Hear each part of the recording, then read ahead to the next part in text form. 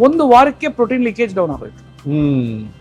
ಆ ಹುಡುಗನ ಸ್ವಲ್ಪ ಖಾರವಾಗಿ ಬೈದೆ, ನಿನಗೆ ಜನ್ಮದಲ್ಲಿ ನಿನ್ಗೆ ಮದುವೆ ಆಗಲ್ಲ ಅಂತ ಹೇಳಿದ್ರೆ. ಡಯಾಲಿಸಿಸ್ ಯಾರು ಹೆಣ್ಣು ಕೊಡ್ತಾರೆ? ಕಿಡ್ನಿ ಟ್ರಾನ್ಸ್ಪ್ಲಾಂಟ್ ಆದ್ರೂ ಹೆಣ್ಣು ಕೊಡೋದಿಲ್ಲ. 1 ವಾರಕ್ಕೆ 8.9 creatinine comes down to 1.6 or 7. ಒಬ್ಬ 3 ಡಯಾಲಿಸಿಸ್ ಆಚೆ ಬಂದ್ಬಿಟ್ರು. ಶುಗರ್ ಲೆವೆಲ್ 90-95 ಬಂದ್ಬಿಟ್ಟು ಫಾಸ್ಟಿಂಗ್. ಒಂದೊಂದು ಟೈಮ್ 300 ಹೋಗೋದು. 3 ಡಯಾಲಿಸಿಸ್ ಆಚೆ ಬಂದ್ಬಿಟ್ರು. ಬಟ್ ವಾಕಿಂಗ್ ಬರ್ತಾರೆ, 2 ಕಿಲೋಮೀಟರ್ ಗ್ರೇಟ್ ಅಮ್ಮ. ಸರ್ ವಾಕ್ ಮಾಡ್ತಾರೆ. ಇವಾಗ ಕರ್ಕೊಂಡು ಹೋಗ್ತೀನಿ, ನಾನೇ ಜೊತೆನೂ ಕರ್ಕೊಂಡು ಬರ್ತೀನಿ.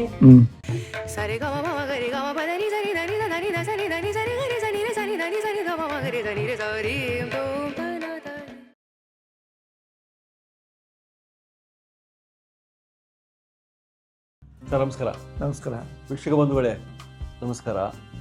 ಇವತ್ತು ನಮ್ಮ ಚಾನಲಲ್ಲಿ ಇದು ಪ್ರಥಮ ಬಾರಿಗೆ ನಾನು ಅಂದ್ಕೊಂಡಿದ್ದಿಲ್ಲ ಮಿರಾಕಲ್ ಡ್ರಿಂಕ್ಸಿನ ನಿಮ್ಮ ಒಂದು ಆವಿಷ್ಕಾರ, ಸಪ್ಲಿಮೆಂಟ್ಸು ಅಥವಾ ನಿಮ್ಮ ಆಹಾರ ಪದ್ಧತಿಯಿಂದ ಪಾರ್ಕಿನ್ಸನ್ಸ್ ಈ ಒಂದು ಕಾಯಿಲೆ ಕೂಡ ಗುಣ ಆಗ್ತದೆ ಅಂತ. ಸರ್ ಒಂದೇ ಹೇಳ್ತೇನೆ, ಸುಮಾರು ಪೇಷಂಟ್ ಟ್ರೀಟ್ ಮಾಡಿದ್ದೀನಿ, ಬಟ್ ಡಾಕ್ಯುಮೆಂಟೇಶನ್ ಅಷ್ಟು ನಾನು ಅದನ್ನು ತಗೊಂಡಿಲ್ಲ. ಕೋಇನ್ಸಿಡೆಂಟ್ಲಿ ನಿಮ್ಮ ಚಾನಲ್ಗೂ ನಾನು ಕೊಟ್ಟಿಲ್ಲ. ಸೊ ಇದು ಈ 13ನೇ ತಾರೀಕು ಜೂನ್ ತಗೊಂಡಿದ್ದು ನಾನು. ಓಕೆ, ಅಂದ್ರೆ ಮುಂಚೆ ಆಗ್ತಾ ಇದ್ವು ಎಲ್ಲ ಟ್ರೀಟ್ಮೆಂಟ್ ಕೊಡ್ತಾ ಇದ್ದೆ. ಬಟ್ ಆದರೆ ಇದನ್ನ ನಾನು ತಗೊಂಡಾಗ ಎಷ್ಟು ಪ್ರಿಕೇರಿಯಸ್ ಕಂಡೀಷನ್ ಆಗಿದ್ರು ಅವರು ಅಂತಂದರೆ ಅದು ನೀವು ಹೇಳಕ್ಕೆ ಸಾಧ್ಯ ಇಲ್ಲ. ಒಂದು ಮರುವು ಹುಚ್ಚ ಟೈಪ್ ಆಡ್ತಾ ಇರ್ತಿದ್ದು, ಬೆಡ್ಡಿಂದ ಈಚೆ ಬರೋಕ್ಕೆ ಆಗ್ತಾ ಇರಲಿಲ್ಲ, ಎಲ್ಲ ಅಲ್ಲೇನೇನೆ. ಆಮೇಲೆ ಹೈ ಡಯಾಬಿಟೀಸ್ 15 ವರ್ಷಕ್ಕೆ ಆಯಿತು, 300+ ಫಾಸ್ಟಿಂಗು. ಸೊ ಇವೆಲ್ಲ ಪ್ರಾಬ್ಲಮ್ಸ್ ಇತ್ತು. ಆಮೇಲೆ ಎಲ್ಲ ಹೇಳ್ಬಿಟ್ಟಿದ್ರು ಇಷ್ಟೇ, ಏಜ್ ಫ್ಯಾಕ್ಟ್ರ್ ಬೇರೆ, 78 ವರ್ಷ. ಅವ್ರ ಹೆಸರು ಕಾಂತರಾಜು ಅಂತ. ಅವರಿವತ್ತು 2 ಕಿಲೋಮೀಟ್ರು ಅವ್ರ ಮೇಡಮ್ ಅವರು ಮಿಸಸ್ ಜೊತೆ ವಾಕ್ ಮಾಡ್ತಾರೆ. ಕೆನ್ ಮ್ಯಾಜಿನ್ ಬೆಡ್ಡಿಂದ ಇಡೋಕ್ಕಾಗ್ತಾ ಇರಲಿಲ್ಲ. ಸೊ ನಾನು ಬೇರೆ ಬೇರೆ ಟೈಪ್ ಪಾರ್ಕಿನ್ಸನ್ ಪೇಷಂಟ್ಸ್ನ ಟ್ರೀಟ್ ಮಾಡಿದ್ದೆ. ಇಷ್ಟು ಸೀರಿಯಸ್ ಪೇಷಂಟ್ ನಾನು ಟ್ರೀಟ್ ಮಾಡಿರಲಿಲ್ಲ. ಅಂದರೆ ನಮ್ಮಲ್ಲಿ ಡೊಪಮೈನ್ ಅಂತ ಏನು ಇದಿದೆ, ಈ ಡೊಪಮೈನು ಒಂದು ಸರಿ ಇದಾಯಿತು ಅಂದರೆ ಅದಕ್ಕೆ ಸುಮಾರು ಈಗ ಇದಿದೆ ಮೆಡಿಸಿನ್ಸು. ಆಮೇಲೆ ನಾವು ಕಪ್ಪಿಕಚ್ಚು ಅಂತ ಒಂದು ಪೌಡ್ರ್ ಇದೆ, ಅಲ್ಲಿಂದ ಇದು ಮಾಡ್ತಾರೆ. ಸೊ ಆ ಒಂದು neuro transmitter just like hormone type ಕೆಲಸ ಮಾಡ್ತೈತೆ. ಸೊ ಅದು ಉತ್ಪತ್ತಿ ಆಗಲಿಲ್ಲ ಅಂದರೆ ಟೋಟಲಿ ನ್ಯೂರಾಲಜಿಕಲ್ ಡಿಸಾರ್ಡರ್ ಈ ರೀತಿ ಆಗ್ತೈತೆ. ಸೊ ಇದು ನಾನು ನೋಡ್ತಾ ನನಗೆ ಎಷ್ಟು ಖುಷಿ ಆಯಿತು ಅಂದರೆ, ಅವರ ಮಿಸ್ಸಸ್ ಬಂದು 2 ತಿಂಗಳು ಟ್ರೀಟ್ಮೆಂಟ್ ತೊಗೊಂಡಿದ್ದಾರೆ. 3ನೇ ತಿಂಗಳಿಗೆ ಬಂದಾಗ ಸೊ ಹೇಳಕ್ಕೆ ಹಿಡಿದ್ರು ಅವ್ರ ಸ್ಟೋರಿ. ನನಗೆ ತುಂಬ ಖುಷಿ ಆಯಿತು. ಅಂದರೆ ಅಂಥ ಎಂಡ್ ಸ್ಟೇಜ್ ಅವರು ಸಹ ಈ ಬುಕ್ಕಲ್ಲಿ ನಾನು ಒಂದು ಬರೆದಿದ್ದೀನಿ, ಅದು hope to those who lost ಹೋಪಲ್ಲಿ a scientific breakthrough the world has yet to witness. So ಇದಕ್ಕೆ ಒಂದು ಚಾಪ್ಟರ್ನೇ ಇಟ್ಟಿದ್ದೀನಿ ನ್ಯೂರಾಲಜಿಕಲ್ ಡಿಸಾರ್ಡರ್ಗೆ. Brain stroke, Bell palsy, dead tissue ಡಿಸಾಲ್ವಲ್ಲು, ಇದರಲ್ಲಿ ನಾನು ಡೀಲ್ ಮಾಡಿದ್ದೀನಿ. ಸೊ ಯಾವ ರೀತಿ ಇವ್ರಿಗೆ ಇದಾಗಿದೆ ಅಂತಂದರೆ ನನಗಂತೂ ನಾನು ಭಾರಿ ಖುಷಿ ಆಗೋಯ್ತು. ಅನ್ಥಿಂಕಬಲ್ ರಿಸಲ್ಟ್ಸ್ ಬಂದಿದೆ.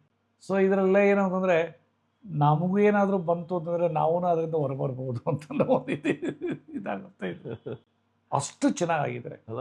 2 ಕಿಲೋಮೀಟರ್ ವಾಕ್ ಮಾಡ್ತಾ ಇದ್ದಾರೆ, not with support. No support from anybody. No support, ಸ್ವಂತ ಸ್ವಂತ ಒಂದು ಶಕ್ತಿಯಿಂದ ವಾಕ್ ಮಾಡಕತ್ತಾರೆ ಈಗ. S, 2 kilometres. ಸೊ ಈಗ ಇದರಲ್ಲಿ ಯಾವ ರೀತಿ ನಾನು ಡಿಫೈನ್ ಮಾಡಿದ್ದೀನಿ ಈ ಒಂದು ಡಿಸಾರ್ಡರ್ಗೆ ಟ್ರೀಟ್ಮೆಂಟ್ ಪ್ರೋಟೋಕಾಲು ಅಷ್ಟು ಸ್ಟ್ರಾಂಗಾಗಿ ವರ್ಕ್ ಆಗ್ತದೆ.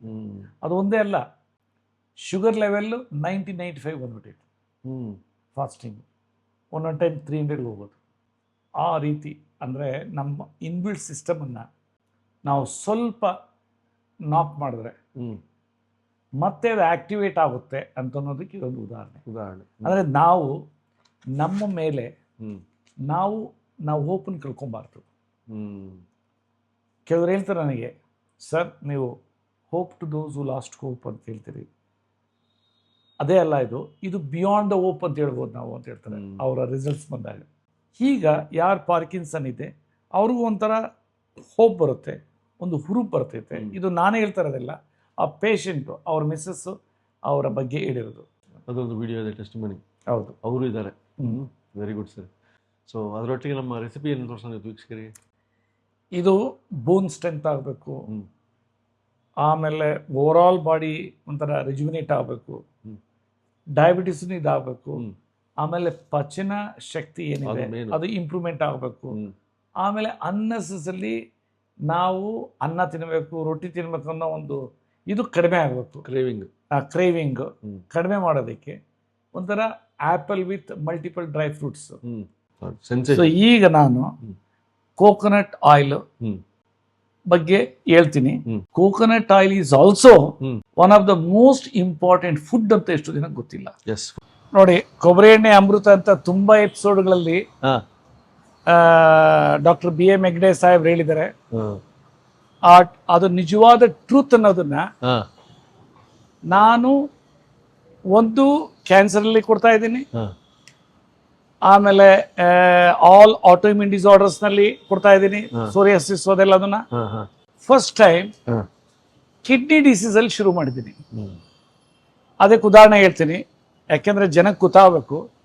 ತಮಿಳುನಾಡು ಪೇಷಂಟ್, ಸರ್ ಏನೇ ತಗೊಂಡ್ರೆ ಪ್ರೋಟೀನ್ ಲೀಕೇಜ್ ಕಡಿಮೆ ಆಗ್ತಾ ಇಲ್ಲ ನಿಮ್ಮ ಟ್ರೀಟ್ಮೆಂಟ್ ಅಲ್ಲಿ, ಸ್ವಲ್ಪ ಆಗ್ತಾ ಇದೆ ಅಂತಂದ್ರು. ನಾನು ಏನಪ್ಪ ಎಲ್ಲಾ ಜನಕ್ಕೂ ಆಗ್ತದೆ, ಇವ್ರಿಗೆ ಯಾಕೆ ಆಗೋದಿಲ್ಲ, ಇದಕ್ಕೊಂದು ಆ್ಯಡ್ ಮಾಡೋಣ ಅಂತ ಶುರು ಮಾಡಿದೆ ಕೊಬ್ಬರಿ ಎಣ್ಣೆನ. ಯು ಕೆನಾಟ್ ಇಮ್ಯಾಜಿನ್, 1 ವಾರ ಹಿಡಿದ್ದೆ. 1 ವಾರ 15 ml ಬೆಳಗ್ಗೆ after breakfast, 15 ml after dinner ಅಂತ ಹೇಳಿದ್ದೆ. 1 ವಾರಕ್ಕೆ ಪ್ರೋಟೀನ್ ಲೀಕೇಜ್ ಡೌನ್ ಆಗೋಯ್ತು. ನಾನು 1 ವಾರ ಹೇಳಿದ್ನಲ್ಲ, ಅವರೇನು 1 ವಾರ ಆದ್ಮೇಲೆ ಬಿಟ್ಬಿಟ್ರು. ಮತ್ತೆ 15 ದಿನ ಆದ್ಮೇಲೆ ಮತ್ತೆ ಪ್ರೋಟೀನ್ ಲೀಕೇಜ್ ಶುರುವಾಯ್ತು.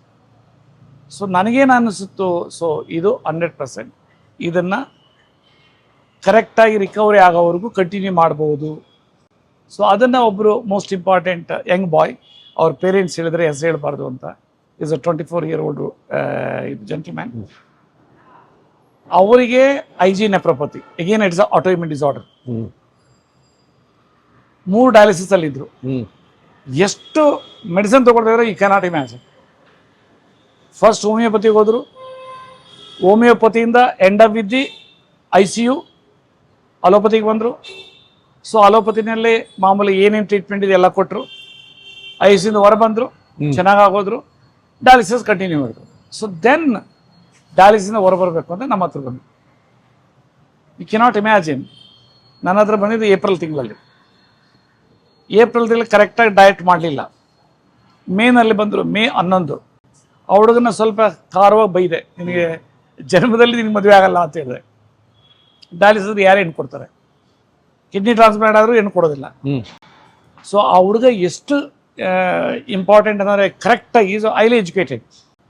ಯು ಕೆನಾಟ್ ಇಮ್ಯಾಜಿನ್, ಎಲ್ಲ ಡಾಕ್ಯುಮೆಂಟ್ ಮಾಡ್ಕೊಂಡಿದ್ದಾರೆ. 1 ವಾರಕ್ಕೆ 8.9 creatinine comes down to 1.6 or 7. ಒಬ್ಬ 3 ಡಯಾಲಿಸಿಸ್ ಆಚೆ ಬಂದ್ಬಿಟ್ರು.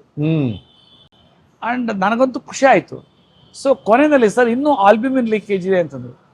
ಸೊ ಕೋಕೋನಟ್ ಆಯಿಲ್ ತೊಗೊಳ್ತಾ ಇಲ್ಲ ಸರ್, ಆಲ್ರೆಡಿ ತೊಗೊಳ್ತಾ ಇದ್ದೀನಿ, ನೀವು ಆಲ್ರೆಡಿ ಹೇಳಿದ್ರಿ ಅಂದರೆ ಡಾಕ್ಟರ್ BM ಹೆಗ್ಡೆ ಸಾಹೇಬ್ರು ಏನು ಹೇಳ್ತಾರೆ ಅಷ್ಟು. ಇವಾಗ ನಾನು ತೊಗೊಳ್ತೀನಿ ಆ್ಯಸ್ ಎ ಪ್ರಿವೆಂಟಿವ್ ಮೆಷರ್.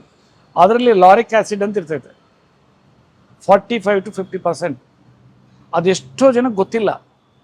ಅದು ಆ್ಯಂಟಿವೈರಲ್ಲು, ಆ್ಯಂಟಿಬ್ಯಾಕ್ಟೀರಿಯಲ್ಲು, ಆ್ಯಂಟಿಫಂಗಲ್ಲು, ಏನೇನು ನಮ್ಮಲ್ಲಿ ಇನ್ಫೆಕ್ಷನ್ ಆಗೋ ಚಾನ್ಸಸ್ ಇರ್ತೈತೆ ಅದನ್ನೆಲ್ಲ ತೊಡಗಟ್ಟುವಷ್ಟು ಸ್ಟ್ರಾಂಗ್ ಇದರಲ್ಲಿದೆ ಅಂತ ರಿಸರ್ಚ್ ಆರ್ಟಿಕಲ್ಸ್ ಹೇಳುತ್ತೆ.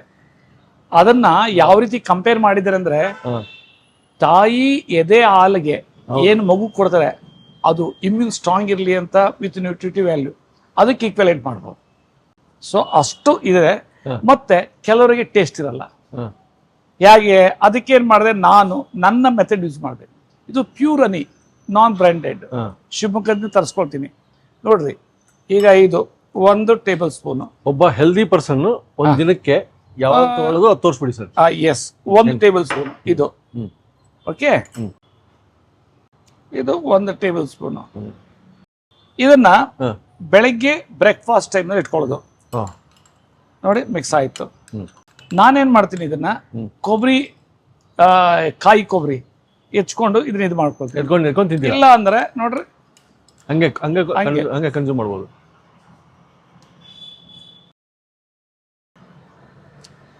ಒಳ್ಳೆ ಡೆಸರ್ಟ್ ಇದ್ದಂಗಿದೆ.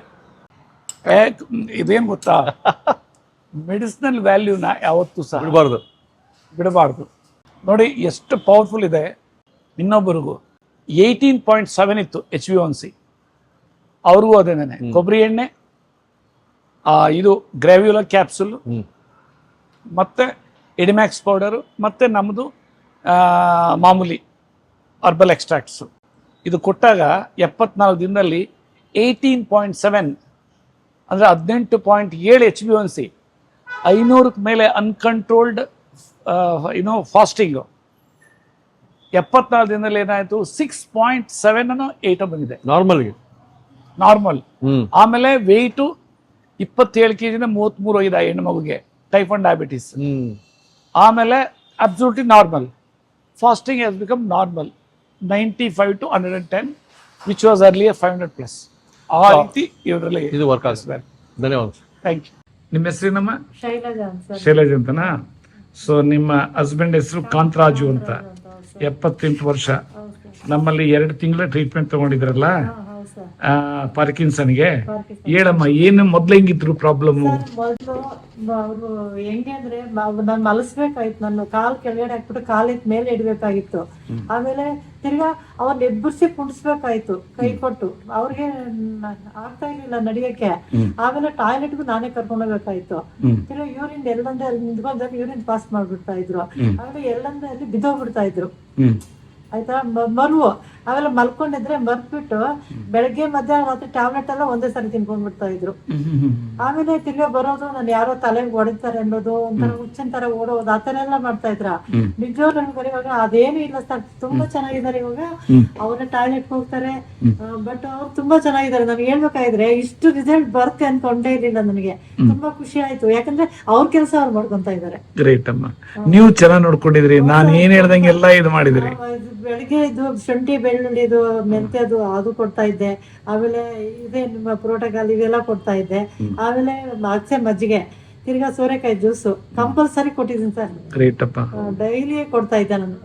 ಅವ್ರನ್ನ ಹೆಂಗೆ ಇದು ಮಾಡಿದ್ದೀನಿ ಅಂದ್ರೆ ನಿಜವಾಗ ನನಗೆ ತುಂಬಾ ಖುಷಿ ಆಗ್ತಾ ಇದೆ. ಇವಾಗ ಟಾಯ್ಲೆಟ್ ಅವರೇ ಹೋಗ್ತಾರೆ, ನನ್ನ ಇವಾಗ ಎತ್ತಿ ಮಲಸು ಕುಂಡಿಸು ಅಂತ ಹೇಳಲ್ಲ, ಅವರೇ ಓಡಾಡ್ತಾರೆ. ಗ್ರೇಟ್ ಅಮ್ಮ, you are like another angel. ಅವರಿಗೆ ಇದು ಮಾಡಿ ಇವತ್ತು ಎಷ್ಟೋ ಜನಕ್ಕೆ ಪಾರ್ಕಿನ್ಸನ್ ಅಂದ್ರೆ ಅರ್ಧ ಪ್ರಾಣ ಹೊರಟೋಗಿರ್ತಾರೆ. ಡಾಕ್ಟರ್ ನನ್ಗೆ ಏನ್ ಹೇಳಿದ್ರು ಗೊತ್ತಾ, ಡಯಾಬಿಟಿಕ್ ನ್ಯೂರೋ ಸರ್ಜನ್ ಡಾಕ್ಟರ್, ಇರೋ ಗಂಟ ನೋಡ್ಬಿಟ್ರಿ ಏಜ್ ಆಗಿದೆ, ಏನ್ ಮಾಡಕ್ ಆಗಲ್ಲ, ಅವ್ರು ಇಷ್ಟೇ, ಅವ್ರ ಮುಂದಕ್ಕೆ ನಿನ್ನೂ ಮರ್ತು ಹೋಗ್ತಾರೇನೋ ಗೊತ್ತು, ಆತರ ಅವ್ರ ಕಾಯಿಲೆನೇ ಆತರ, ಬಟ್ ಏಜ್ ಆಗಿದೆ, ಏನ್ ಮಾಡಕ್ಕೂ ಆಗಲ್ಲ ಅಂದ್ರು.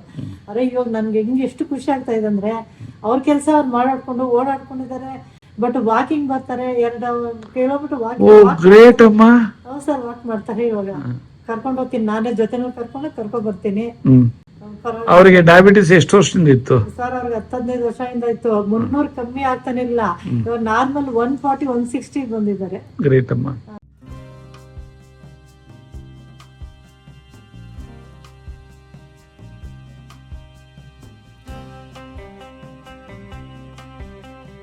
ಇನ್ನೂ ಅನೇಕ ಸ್ವಾದಿಷ್ಟ ರೆಸಿಪಿಗಳಿಗಾಗಿ ಸಬ್ಸ್ಕ್ರೈಬ್ ಮಾಡುವುದನ್ನು ಮರೆಯಬೇಡಿ.